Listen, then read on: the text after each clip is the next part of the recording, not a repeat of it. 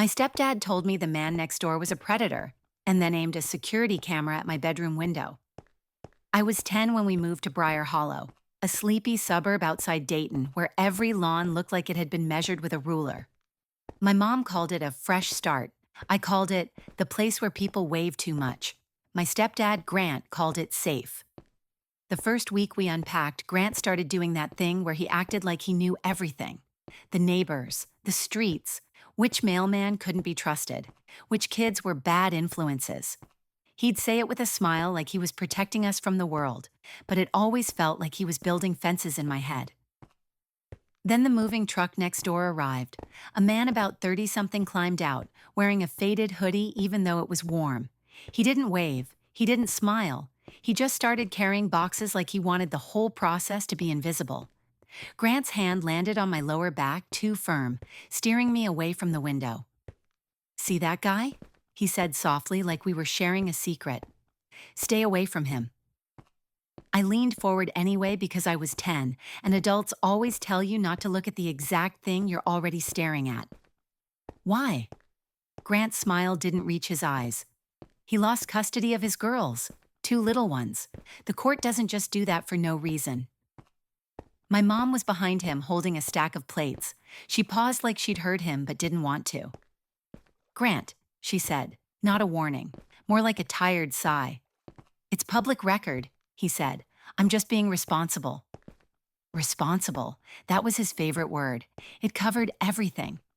That night, he went to the hardware store and came back with a small white camera in a box, the kind you see in ads that promise you can watch what matters from your phone. He had a roll of cable too, like he'd been waiting for an excuse. "I'm installing this for our safety," he announced at dinner, like he expected applause.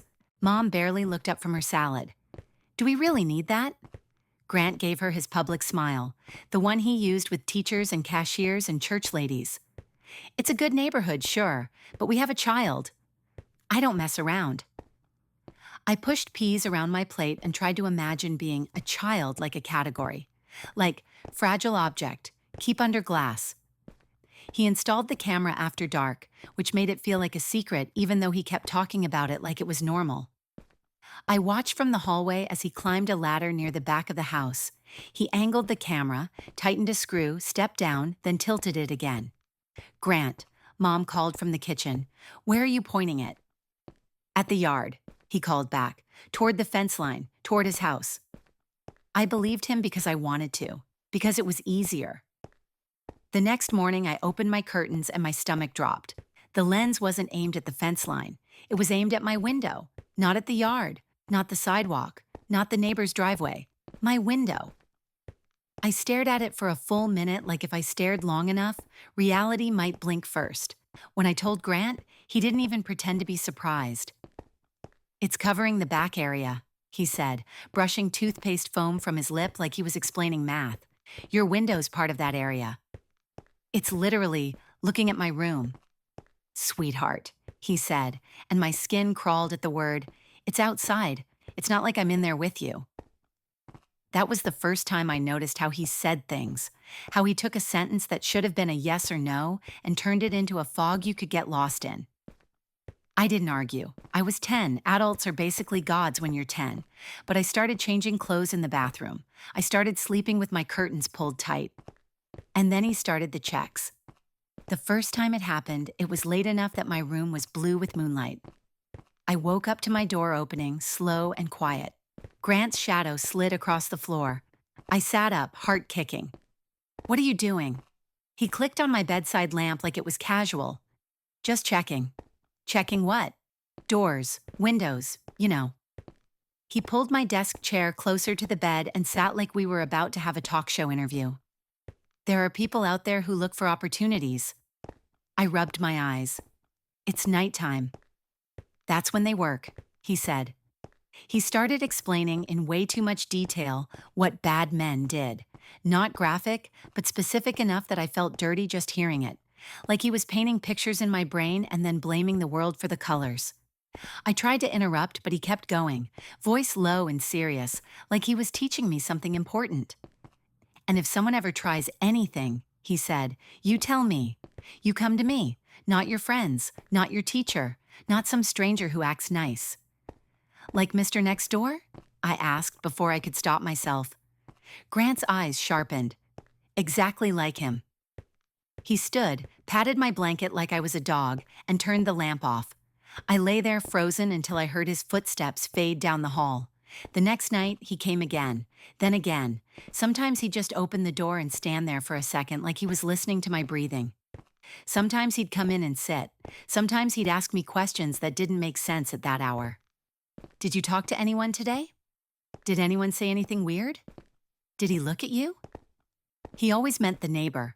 After a week, I started waiting for it, which was the worst part. Waiting makes you feel like you're cooperating. When I finally told my mom, it was a Saturday afternoon.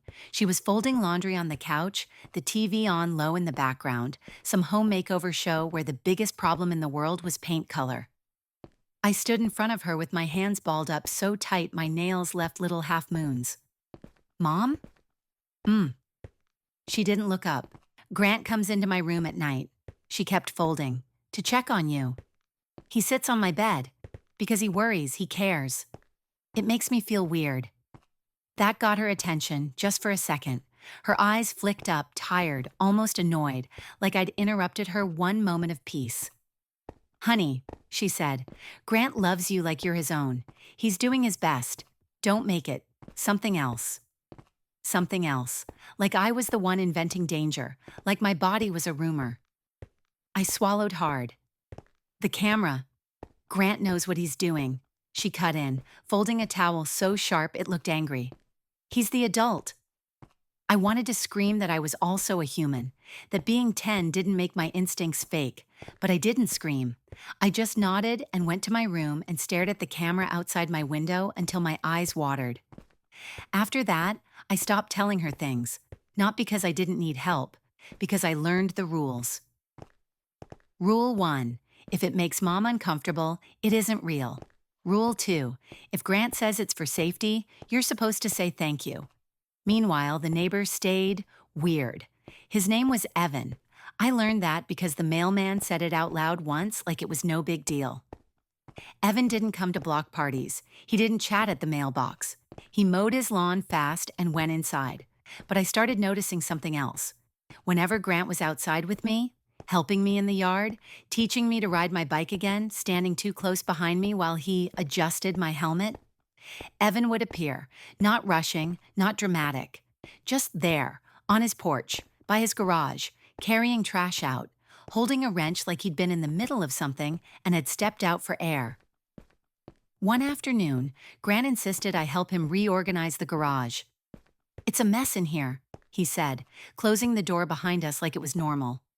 We'll make it right. The garage smelled like motor oil and cardboard. Sunlight came in through the tiny, dirty window near the ceiling, slicing the space into hot and shadow. Grant moved boxes around like he didn't actually care about boxes. He kept drifting closer. He kept asking me to stand right here or hold this or turn around. My throat went tight. He reached over me for a shelf and his arm trapped me against the workbench for a second too long. His breath hit my ear. This is why I'm hard on you, he murmured, because you're too trusting. My whole body went cold. I didn't know what to do with my hands. I didn't know where to look. I stared at a rusty screwdriver like it could save me. Then, from outside, a voice. Hey, sorry, do you have a minute? Grant jerked back like someone had slapped him. The garage door was still closed, but the side door, leading to the yard, was a few feet away. Through the thin window in it, I saw Evan standing there with a leash in his hand. A medium-sized dog sat beside him, calm, tail thumping once. Grant's jaw tightened. What do you want? Evan's tone stayed even. My dog got out earlier. I think he might have dropped his tag in your yard. It has my number on it. I'm just trying to find it before it rains. Grant stared like he was deciding whether to explode or smile. He chose smile, the public one. Sure, Grant said, loud enough for the world to hear. We'll help you look. He yanked the side door open and stepped out, shoulders wide. Evan didn't move back. He didn't act scared. He didn't act brave. He just stood his ground like a person who understood lines. I slipped past them into the light, my lungs finally pulling in air that didn't taste like metal. As Grant stomped around the yard pretending to search for a tag that probably didn't exist, Evan's eyes flicked to me for a second. Not lingering, not creepy, just checking. His gaze dropped to my window, then to the camera pointed at it, and his face tightened in a way that felt like anger held under control. Grant found nothing, of course. Evan thanked him anyway, clipped the leash, and walked back to his house like the whole thing had been an accident. That night, Grant's check came earlier. He stood in my doorway, not turning on the light. "Did you talk to him today?" he asked. "No." "You sure?" "Yes." Silence stretched. Then he said softly, "People like him look for little girls who feel misunderstood." My stomach twisted. "I don't feel misunderstood." Grant stepped into my room. "Good." He sat on the edge of my bed, the mattress dipping under his weight, and I stared at the wall because looking at him felt like giving him permission to exist in my space. "You need to be smarter," he said. "You need to listen to me. Your mom, she's sweet, but she doesn't see what I see." I wanted to ask why he needed to be in my room to say this, why he couldn't just say it at breakfast like a normal person. But my throat wouldn't work. He reached out like he was going to brush hair off my face. I flinched before he touched me. The pause that followed was tiny, but I felt it like a crack in glass. A moment where the mask almost slipped. Then he laughed, quiet like I'd made a joke. "Wow, jumpy. That's not good. Bad men love jumpy girls. They know you'll freeze." He stood and walked out, leaving my door open an inch like a threat. I lay there staring at the sliver of hallway light until it blurred. The next morning, I did something I hadn't done since we moved in. I wrote things down, not like a diary with feelings and stickers, more like what adults called notes. Dates, times, what he said, where he stood, how long he stayed. I hid the paper under my mattress because it felt dramatic, which made me hate myself a little. But I kept writing, and every time Evan accidentally showed up when Grant had me alone, my notes got shakier. By the end of the week, I wasn't asking myself if Grant's safety talk was weird. I was asking myself how long it would take before weird became worse. Saturday came with cold rain and a house full of that trapped feeling, like the walls were listening. Mom left for her shift at the pharmacy. Grant said he had errands. Then he didn't leave. Instead, he told me to help him with something in the garage again. I stood at the kitchen counter staring at the door that led to the garage, and my body felt like it already knew the outcome. "Come on," Grant called, cheerful. "Don't be difficult." I looked at the back window. Through the rain, Evan's porch light was on. A shadow moved behind his curtains. I made a decision so fast it almost didn't feel like mine. If my mom wouldn't listen, I needed someone else. Not a teacher, not a friend, not the police. Because who would believe a 10-year-old over Grant? Someone who had already been labeled the bad guy. I took one slow breath like I was about to jump into a pool, and I walked toward the garage, already planning how to run. I waited until Grant stepped into the garage, then I did the one thing he never planned for. I didn't follow. I walked down the hallway like I was going to the bathroom, grabbed my rain jacket from the hook, and slipped out the back door. Cold rain slapped my face. My socks got wet instantly. I didn't care. I kept my head down and moved fast along the fence line, staying out of view of that camera pointed at my window. I knew it couldn't see everything. Grant liked control, not engineering. Still, my heart hammered like it could set off an alarm. Evan's porch light was still on. His curtains were half drawn. I hesitated on the last step, suddenly aware of how insane this looked. A 10-year-old girl in the rain on a neighbor's porch asking the creep for help. Then I heard the garage side door creak back at my house. The hesitation snapped. I knocked. The door opened right away, like he'd been waiting behind it. Evan didn't smile. He didn't ask my name like a friendly adult from a commercial.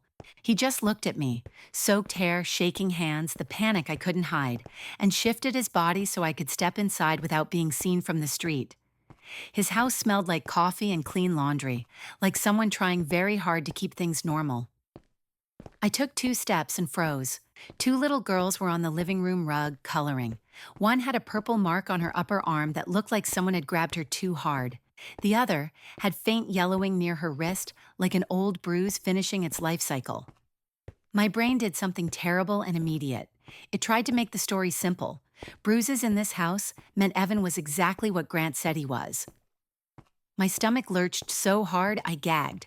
Evan saw my face change and immediately looked toward his daughters. Not guilty, worried. He moved slow, like he didn't want to scare me more. "I know what you're thinking," he said, and his voice was careful in a way adults rarely bother with. "Those marks didn't happen here. They happened before I got them back." I backed toward the door, rain dripping onto his floor. The older girl looked up at me with huge eyes and went back to coloring like she'd learned the safest way to exist was to stay quiet. Evan kept his hands where I could see them. He didn't come closer. He didn't touch my shoulder. He didn't do any of the comforting things Grant did that always felt like ownership. "I can call someone," he said. "A relative, a neighbor, whoever you trust." I almost laughed. The problem was I didn't trust anyone. "My stepdad has a camera," I blurted, and the words tumbled out like marbles.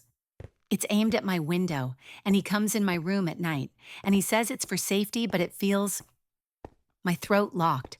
My body did that thing where it tries to protect you by making you stop talking.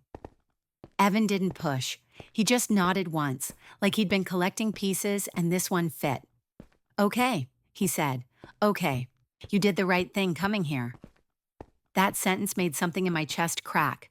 No lectures. No, "Are you sure?" No, "Maybe you misunderstood." Just, "You did the right thing." He guided me into the kitchen and handed me a towel. I gripped it like a life raft. On his counter sat a thick folder, a spiral notebook, and a cheap phone propped on a stand like he used it as a scanner. The whole setup looked organized. Not like a man hiding secrets, like a man building a case. He opened the folder and slid it toward me without letting me touch it yet. Inside were photocopies, court stamps, a few printed photos with dates written in the margins, and typed statements with signatures. "I'm not asking you to trust me because I'm nice," Evan said. "Trust paperwork. It's slower than people, but it doesn't lie as easily." He showed me a document with his name, a case number, and the words that made my stomach twist again. "Temporary custody suspended." "You did lose them," I whispered. "I did," he said, not defensive. "Because their mother said I was dangerous. Because I had a past that sounded scary out loud. And because people here lost custody and stopped listening." My skin prickled. "What past?" Evan hesitated, like he was choosing how much truth a 10-year-old deserved. "I got into fights when I was younger," he said. "Not with kids, not with women, with grown men. I was angry a lot. I went to counseling. I got clean. I built a boring life on purpose." He turned the page. There were hospital discharge summaries for his daughters. Nothing graphic, just sterile words and dates, and notes about previous injuries observed, documented before his supervised visits even ended. "She hurt them?" I asked, because the idea made my brain rebel. Evan's jaw tightened. "She did, and she blamed me. I started documenting everything because I realized being a good dad wasn't enough. I had to prove it." He flipped to the notebook. It was filled with dates, times, and simple observations. Pickups, drops, who was present, what was said. No rage, no insults, just facts. Then he showed me something that made my mouth go dry. A photo of my house, from his side of the fence, the camera on the back wall, and a printout of a screenshot with a timestamp and a tiny rectangle of my bedroom window in the frame. "I didn't hack anything," Evan said quickly, like he could read the fear forming. "That's from the camera's own angle when it synced to the neighborhood Wi-Fi the first day. Some of these devices broadcast during setup. I caught it on a scanner because I check things. I didn't keep the feed. I kept the proof of where it points." I stared until my eyes burned. The camera didn't just cover the yard, it watched me. Evan slid another page forward, an invoice, Grant's name on it, the model number, the install date. "You have his receipt?" I asked. "I picked it up out of your trash bin the morning after," he said simply. "You weren't home. The bin lid was open. I saw the name and I kept it because something felt off." Something felt off.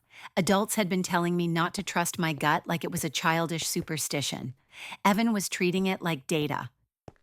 My hands shook around the towel. "What do we do?" Evan didn't answer with a superhero plan. He answered like a person who'd learned the system the hard way. "We report it," he said. "Today, and we do it in a way that leaves a trail." We went to the local police station in my soaked sneakers. Evan didn't hold my hand. He walked beside me, close enough that I didn't feel alone, far enough that nobody could pretend we looked like a pair. Inside, everything smelled like old coffee and copied paper. The officer at the desk took one look at Evan and his face shifted, like recognition had its own tone. Evan stayed calm. He placed the folder on the counter and asked to file a report. He asked about mandated reporting. He asked quietly for a detective who handled child cases. The officer didn't even open the folder. He glanced past me like I was a piece of furniture. Then he said the sentence that made my blood go cold. "This is a family matter. Take it to court." I stared at the officer's badge and wondered how a piece of metal could weigh more than my whole body. Evan didn't argue, not loudly, not in a way that could be called threatening. He asked for the officer's name. He asked for the report number anyway. He asked for a refusal in writing. The officer's expression tightened like he didn't like being forced into accountability. Evan got a report number. Barely. It felt like being handed a receipt for a problem nobody intended to fix. Outside, the rain had turned into that thin, cold mist that clings to your eyelashes. Evan looked at me and spoke like he was handing me a choice, not giving me orders. "I can call a social worker I've dealt with before," he said. "She's in the next county. She's strict about procedure, but once that call happens, your house becomes loud. Agencies, questions, people." My stomach flipped. Going back meant facing Grant's smile and whatever he decided safety required next. Not going back meant becoming the headline he'd already been writing for me. "I have to," I said anyway. "If I don't go back, he'll say you took me." Evan nodded once, like he'd expected that, like he respected it. Before he drove me home, he did something small that later mattered a lot. He walked me to the end of my driveway, right in view of Grant's camera, and turned his own phone on, filming openly. He asked me to say my name and the date and that I was going inside voluntarily. My voice sounded tiny and dead when I did it, but it was my voice. When I opened the back door, Grant was in the kitchen like he'd been waiting in a chair he never moved from. Mom stood near the sink, arms folded, eyes sharp with something between fear and loyalty. Grant's public smile was gone. His private face was on, flat, controlled, almost bored. He didn't shout. Shouting is messy. Shouting leaves a memory everyone agrees is real. He stepped toward me slowly. Mom spoke first, her voice too high. "Where were you?" I looked at her and saw it, the panic that she wasn't in control anymore, the anger that someone else had seen behind our curtains. Grant leaned down just enough that his words landed like a secret meant to rot inside me. "You ever do that again," he murmured, "and I'll make sure nobody believes you, understand?" That night, he didn't do a check. He did something worse. He acted normal. Normal dinner, normal TV, normal laughter at a joke I didn't hear. Then, after Mom fell asleep, he came to my door and stood there, not entering, not leaving. I won't describe what happened next. I'll just tell you this. When his footsteps finally faded away, my whole body felt like it belonged to someone else. Like I'd been erased and rewritten. I didn't cry. Crying felt like giving him proof he'd won. I waited until the house went quiet again. Then I grabbed my notes from under the mattress, shoved them into my jacket pocket, and climbed out my bedroom window like I was escaping a burning building. The camera saw me. I knew it did. But this time, that wasn't a threat. It was evidence.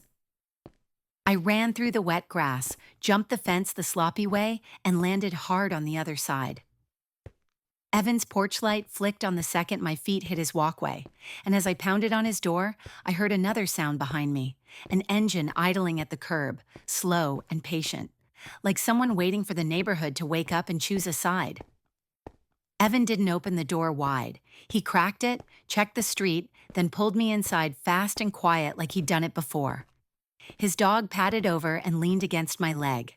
Not cuddly, just there, solid weight, like a reminder that I was still in one piece.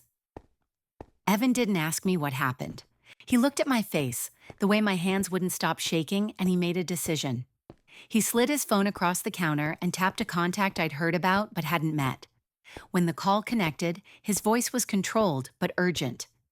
"I need you to do your job," he said, and that was all the speech he gave. He hung up and looked at me. "She's from the next county, different chain of command." Outside, rain whispered against the windows. Inside, the girls' cartoons played at low volume, like normal life was trying to hold the walls up. My brain kept flipping between two nightmares. Grant coming through this door with a smile, or the whole neighborhood deciding Evan had finally proven he was what they'd always suspected. It didn't take long. Grant's engine sound returned, closer now. Tires on wet pavement, slow. Evan checked his camera, an actual camera aimed at his own porch, and saved the clip like a reflex. Then he walked me to a hallway that led deeper into the house. "Stay where you are," he said. "If anyone talks to you, keep it simple. Date, time, facts, no defending yourself." A knock hit the door, hard, performative, then another, and through the glass, Grant's shape, broad shoulders, confident stance, the posture of a man who expected doors to open for him. Evan didn't open it. He let Grant knock long enough for the porch camera to capture the impatience, the anger, the escalation. From the hallway, I heard Grant's voice, raised just enough for neighbors to hear through walls. He was painting the picture he wanted the street to repeat. I didn't move. I didn't speak. I stared at the baseboard and tried to stay inside my own body. When the knocking stopped, I heard footsteps retreating.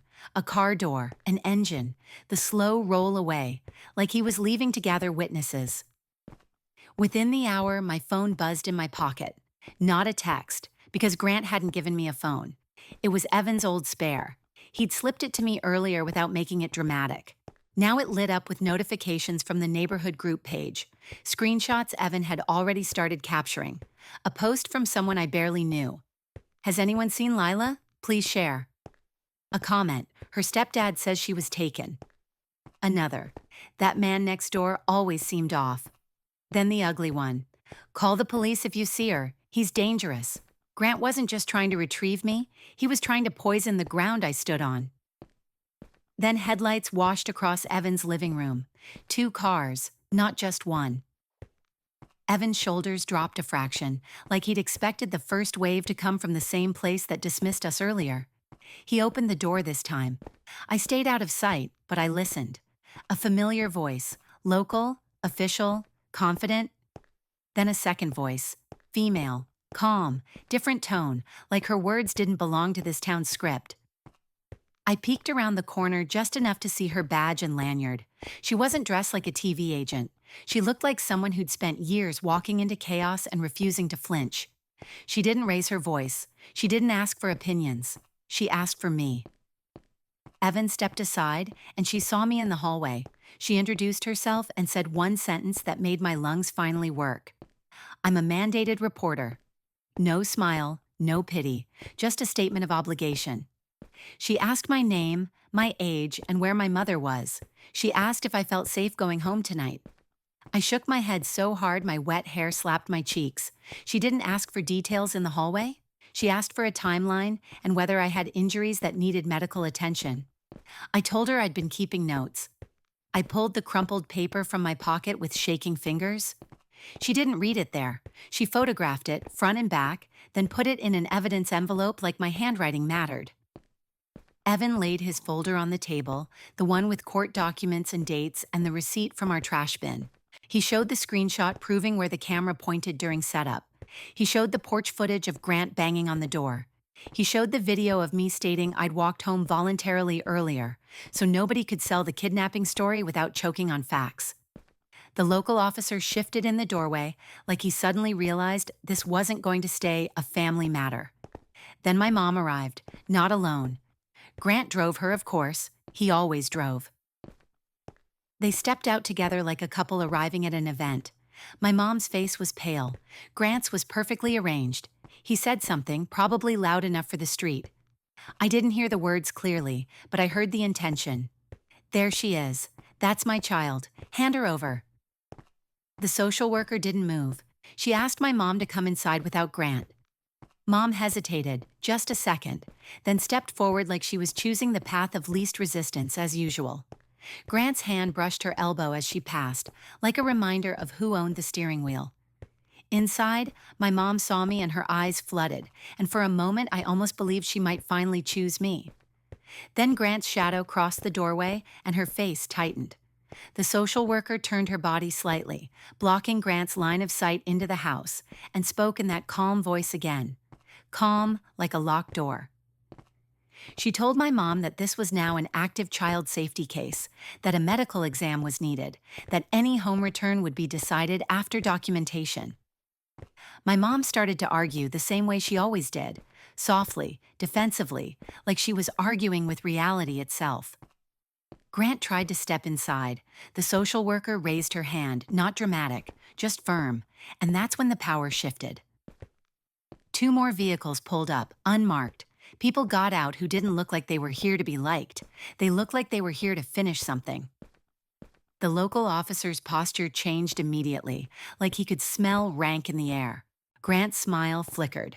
One of the investigators approached Evan and asked for copies of everything: the camera invoice, the setup screenshot, the porch video, my notes, the neighborhood harassment screenshots. He asked Evan about his custody file too, because the moment you understand one lie, you start checking the others. Then they separated Grant from my mom. No yelling, no hero moment, just procedure. I was taken to the hospital with the social worker, Evan following in his car but not in the room, because this wasn't about comfort. It was about proof. Nurses spoke to me like I wasn't a problem to solve. Photos were taken by medical staff, notes written in clean clinical language. A paper trail so boring and official that it felt like salvation. While that happened, my mom's phone kept buzzing. The neighborhood group was exploding. People wanted to pick a villain quickly, like it was a game. But paperwork doesn't care about popularity. By morning, an emergency protection order was filed. Grant was told, formally, that he could not contact me. Not through my mom, not through the school, not through checking in. He tried once anyway. A message appeared on Evan's spare phone from an unknown number, full of threats wrapped in fake concern. Evan forwarded it to the investigator without responding. Later that day, my elderly neighbor from 2 houses down, Mrs. Klein, the one who always noticed patterns, gave a statement. She told them about the nights Grant's truck idled in the driveway longer than it needed to, about seeing him stand in my doorway through the hall window when the blinds were open, about how he'd started watching the street like he was guarding property, not raising a child. She didn't say I knew. She said I saw enough. 2 days after I ran, Grant was arrested. Not because the town suddenly grew a conscience, because evidence got louder than reputation. My mom cried when they told her. Real crying. The kind that makes you look like a person again. But crying didn't rewind time. She had to answer questions too, about denial, about control, about why my words were always something else until a stranger with a badge said they weren't. Evan's custody case shifted fast once investigators saw the pattern. His daughter stayed with him under better terms, and their mother was restricted the way she should have been from the beginning. I didn't go back to my house. I went somewhere safe, temporary, supervised, quiet, where nobody called surveillance love. I kept writing dates in a notebook for months after, even when nothing happened, because my body had learned that memory needed backup. Eventually, the urge faded. Not because I forgot, because I didn't have to prove I was real anymore. And the last thing I wrote on the final page, the line I still repeat when my chest gets tight, was simple. They believed me, and that changed everything.